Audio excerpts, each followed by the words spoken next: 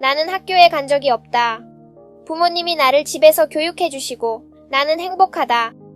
우리는 선교사 자원봉사자 회의 소속입니다. 왜냐하면 우리는 어떤 교회로부터도 말씀을 전하기 위해 보수를 받지 않기 때문입니다. 사실 우리는 어떤 기독교 교회 조직에도 소속되어 있지 않습니다.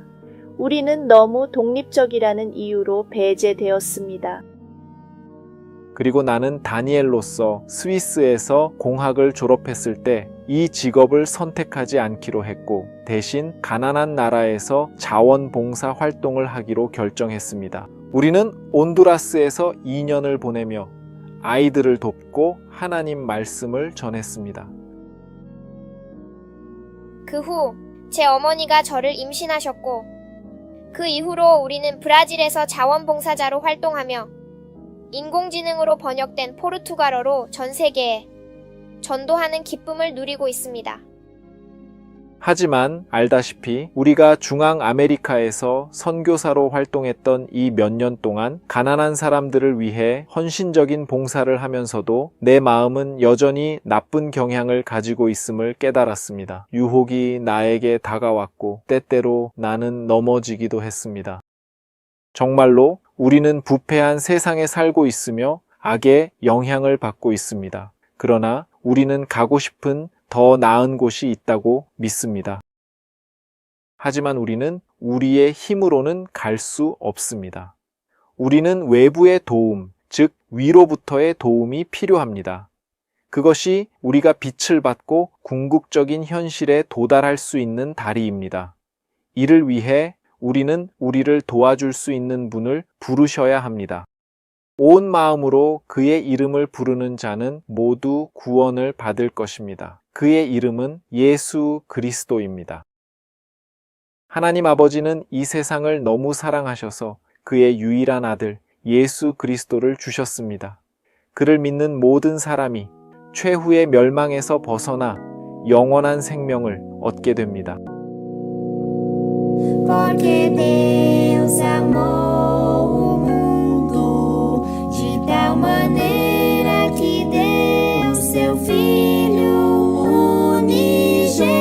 unigênito, para que todo aquele que nele crê não pereça, mas tenha a vida eterna. Tenha a vida eterna.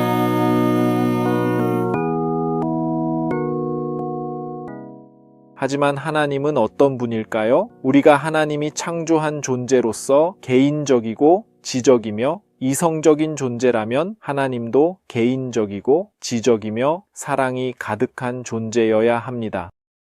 그가 개인적이고 지능적이며 사랑이 가득한 존재가 아니라면 어떻게 비인격적인 것이 개인적인 것을 창조할 수 있겠는가?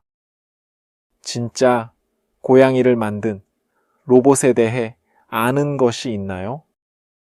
어떻게 비지능적인 것이 지능적인 것을 만들어낼 수 있을까요? 사랑이 없는 사람이 사랑이 있는 것을 만들어낼 수 있을까요? 이 아기 고양이가 나쁘다면 우리를 핥히고 물었겠지만 그녀가 우리를 사랑해서 정말 다행입니다. 그녀는 우리를 핥고 우리 곁에 있고 고양이 소리를 내며 사랑을 표현합니다. 하지만 만약 내가 사랑해라고 말하도록 프로그래밍된 로봇이 있다면 그게 같은 의미일까? 그게 의미가 있을까? 처음에는 흥미로울 수 있지만 나는 곧 지치게 될 것입니다. 지능이 있는 살아있는 동물과는 비교할 수 없습니다. 아시다시피 하나님은 로봇도 창조하지 않으셨습니다. 그는 사랑을 선택할 수 있는 지능적인 존재를 창조했습니다. 하나님은 우리를 너무 사랑하셔서 우리가 그분께 자발적으로 경배하기를 원하십니다. 그는 우리에게 자유의지, 즉 그에게 섬길지 말지를 선택할 자유를 줍니다. 모든 피조물, 심지어 천사들까지도 자유의지를 가지고 있습니다. 그중 한 천사는 한때 하나님께 질문하기로 결심하고 다른 천사들에게 하나님의 신성한 법이 천사들에게는 불필요하다고 말했습니다. 하나님이 여러 번 설명하려고 시도한 후 루시퍼와 그의 생각을 고집하던 천사들은 하늘에서 쫓겨났습니다. 하나님은 계속해서 자유의지를 주셨고 최초의 인간들이 창조되었을 때 사탄이 와서 이불을 속이며 금지된 나무의 열매를 먹으면 그들의 눈이 열리고 빛을 받을 것이라고 말했습니다. 그녀는 잘못된 깨달음을 추구했고 곧 그녀의 남편 아담도 금지된 열매를 먹었습니다. 그로 인해 그들은 불행히도 루시퍼 또는 사탄, 즉 악마의 대한 정부에 가입하기로 선택했습니다. 그때 이후로 우리 사이에는 나쁜 욕망, 과인간들 사이의 고통이 있었습니다. 하지만 하나님의 사랑은 여전히 크셔서 그분은 자신의 아들을 인간이 되게 하시고 우리를 위해 죽게 하셨습니다. 예수 그리스도는 보이지 않는 하나님의 형상입니다. 예수님을 보는 자는 아버지를 보는 것입니다. 예수 그리스도는 33년 동안 살았고 고통받았으며 많은 예언들이 가리키는 대로 죽었습니다. 예를 들어 이사야 53, 그는 억압당했습니다. 그는 억압당하고 고통받았으나 그의 입을 열지 않았다. 도살장으로 끌려가는 양처럼 그는 조용히 우리를 위해 고통받았습니다. 그는 우리를 대신해 고통받았습니다. 그의 상처로 우리는 치유받습니다. 그는 우리의 나쁜 카르마를 짊어지고 우리의 죄를 지고 십자가에서 죽으셨습니다. 그래서 우리가 생명을 얻게 되었습니다. 좋은 소식입니다. 이것을 의롭다 하심이라고 합니다. 우리는 기도를 통해 모든 걱정을 예수 그리스도께 맡길 수 있습니다. 게다가 그는 우리의 모든 좋은 카르마, 공로, 미덕, 정의를 우리에게 전이합니다. 이것을 성화라고 부릅니다. 자신에게 솔직해지세요. 당신과 저도 불완전하며 결점이 있다는 것을 인정하세요. 무엇이 더 의미가 있을까요? 당신이 불완전한 존재로서 스스로 구원을 얻는 것인가요? 아니면 완전한 하나님이 당신을 위해 구원을 얻는 것인가요? 마음은 모든 것보다 더 속이고 절망적으로 부패해 있다. 누가 그것을 알 수 있을까? 하나님의 말씀에 이렇게 기록되어 있습니다. 모두가 죄를 지었고 하나님의 영광이 부족합니다. 우리는 무력합니다. 우리는 높은 곳에 개입이 필요합니다. 고통에 대한 해결책은 무엇일까요? 무엇이 더 의미가 있을까요? 당신을 돌볼 수 있는 강력한 하나님이 있을까요? 당신의 고통을 유발하는 욕망이 무엇인지 알아내기 위해 스스로에게 집중하는 대신 편안함을 얻기 위해 그에게 당신의 휴식을 맡기는 것은 더 이상 의미가 없습니다. 당신이 잘못될 수도 있을 때 무엇이 더 의미가 있을까요? 하나님을 두려워하고 그를 존경하며 그의 신성한 이름을 높입시다. 하나님을 두려워하고 그에게 영광을 돌리라. 그의 심판의 시간이 왔기 때문이다. 이 세상에 살았던 각 사람의 삶이 검토되고 있으며 죽은 자들부터 시작되고 있다. 각 사람은 한 번만 죽고 그 후에 하나님께 심판을 받게 됩니다. 지혜로운 솔로몬은 그의 책 전도서의 마지막에서 이렇게 말했습니다. 모든 말의 결론은 이것입니다. 하나님을 두려워하고 그의 명령에 순종하라. 이것이 모든 사람의 의무입니다. 우리는 하나님께 우리가 한 모든 일, 심지어 비밀리에 한 선한 일이나 악한 일에 대해서도 회개해야 할 것입니다. 우리가 가진 이 유일한 삶은 우리의 영원한 운명을 결정할 것입니다. 하나님은 우리가 옳다고 아는 것을 따를 것인지 아니면 쾌락과 사람들의 인정을 더 사랑하고 진리의 원칙을 짓밟을 것인지 결정할 수 있도록 우리에게 많은 기회와 세월을 주십니다. 우리가 죽은 후에는 심판이 있습니다. 가능한 두 가지 목적지, 즉 영원한 구원 또는 영원한 멸망만이 있습니다. 그리고 한쪽에서 다른 쪽으로 넘어가는 것은 불가능합니다. 죽은 자들은 이 땅에 있는 사람들을 방문하기 위해 거의 돌아오지 않습니다. 죽은 자의 영혼을 숭배하는 사람들은 사실 악한 천사를 숭배하고 있으며 이들은 죽은 자를 흉내내고 있습니다. 사탄, 악마, 그리고 그의 악한 천사들은 우리를 속여서 지금은 어떤 식으로든 살 수 있고 다음 생에서 문제를 해결할 수 있다고 생각하게 만듭니다.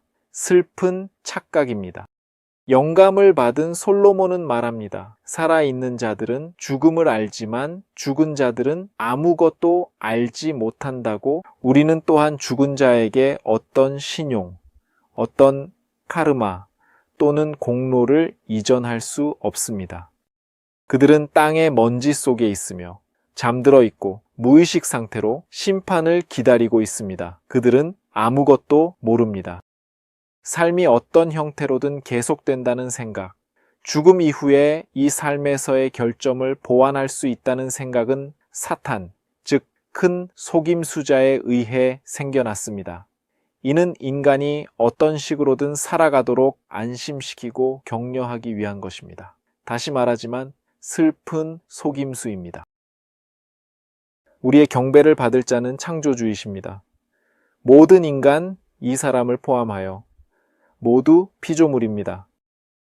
아니, 그 대신 하늘과 땅과 바다, 그리고 물의 근원을 만드신 분을 경배합시다. 그의 법은 거룩하고 공정하며 선합니다.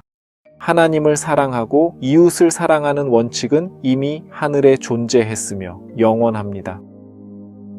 하나님은 우리에게 10개의 손가락을 주셔서 10계명을 기억하게 하시고 첫 번째 돌판에서는 하나님에 대한 우리의 의무를, 두 번째 돌판에서는 이웃에 대한 사랑을 보여줍니다. 그런데 네 번째 계명은 그분이 창조자이시고 우리는 단순한 피조물임을 상기시켜 줍니다. 그는 말합니다. 안식일을 기억하여 거룩하게 하라. 6날 동안 너는 일하고 내 모든 일을 할 것이다. 그러나 7째 날은 너희 하나님인 주의 안식일이다.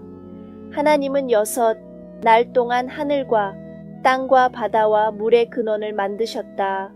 우리는 토요일에 창조주를 경배합시다. 대부분의 기독교인들은 잘못된 날을 지킵니다. 사탄, 즉 악마는 하나님의 법에 적이며 로마의 주교에게 성일을 일요일로 옮기도록 부추겼습니다. 이것은 4세기에 일어난 일입니다.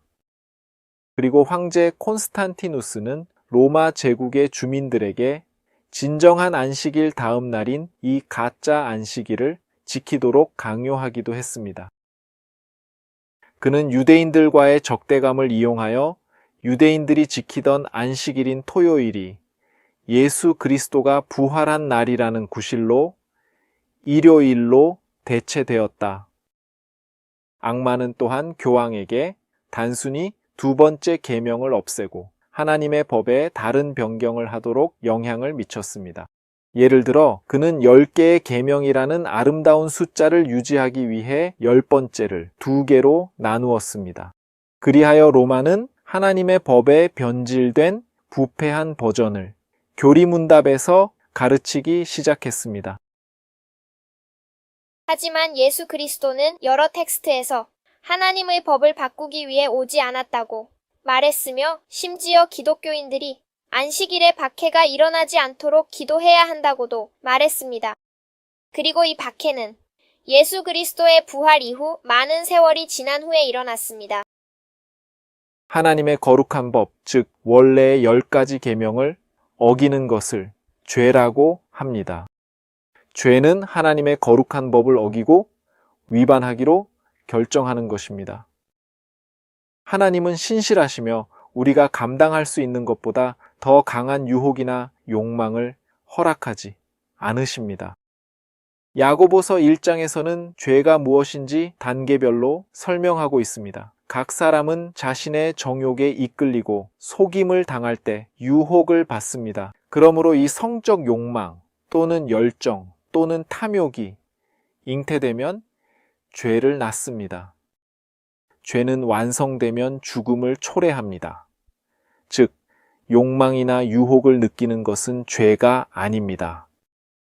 하지만 생각을 거부하는 대신 그것을 애무하고 키우면 죄가 됩니다. 이제 하나님은 우리가 유익한 것을 포기하라고 요구하지 않습니다. 그가 하는 모든 일에는 그의 자녀들의 복지를 염두에 두고 있습니다. 예수 그리스도를 받아들이지 않은 모든 사람들이 그들이 원하는 것보다 비교할 수 없이 더 좋은 것들을 그가 제공할 수 있다는 것을 깨달을 수 있다면 얼마나 좋을까요? 인간은 하나님이 원하시는 것과 반대로 생각하고 행동할 때 가장 큰 악과 가장 큰 불의를 스스로 초래합니다.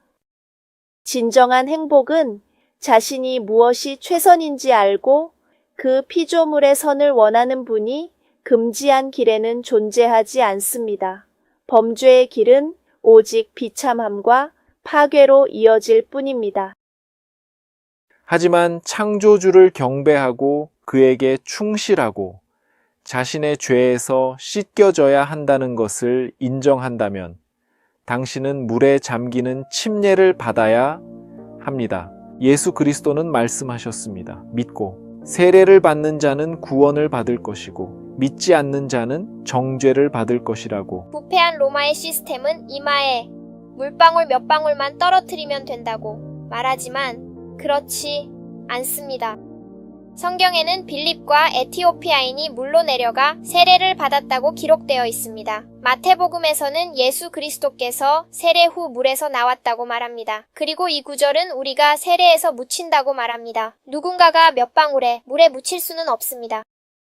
세례는 우리가 죽고 우리의 악한 의지와 욕망을 묻고 하나님을 위해 살아야 한다는 것을 의미합니다.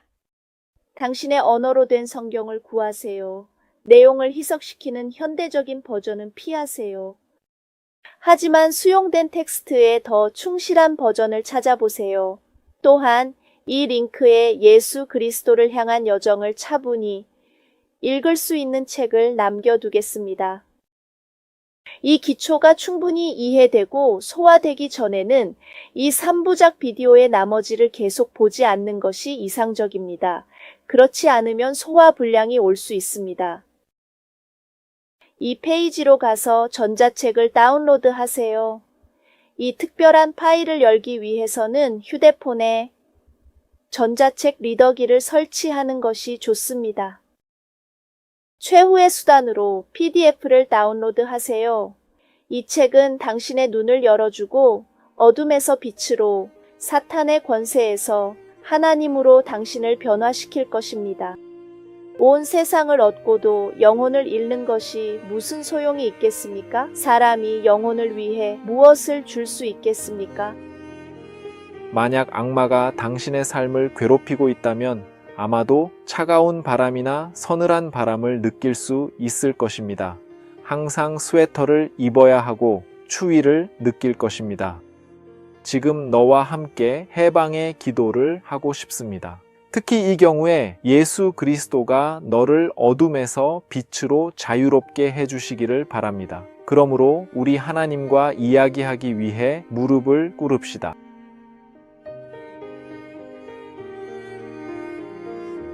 주님, 거룩하신 하나님 아버지, 하늘과 땅의 창조주여, 예수 그리스도의 이름으로 이 사람을 위해 기도하고 중재하고자 합니다.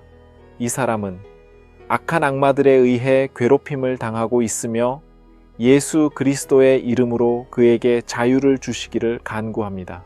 이 사람이 주님의 선물, 즉 주님이 보내신 아드님을 믿고 받아들이기를 바랍니다. 아버지, 당신의 자비와 은혜에 진심으로 감사드립니다. 당신의 왕국이 오고 이 책 그리스도를 향한 걸음을 통해 사람들을 구원으로 인도해 주시길 바랍니다. 예수 그리스도의 이름으로 기도합니다. 아멘.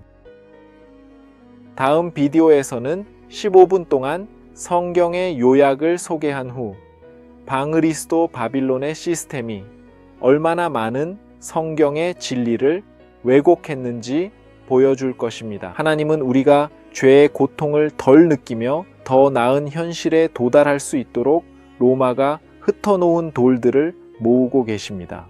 하나님이 당신의 이해의 눈을 밝혀주시기를 바랍니다.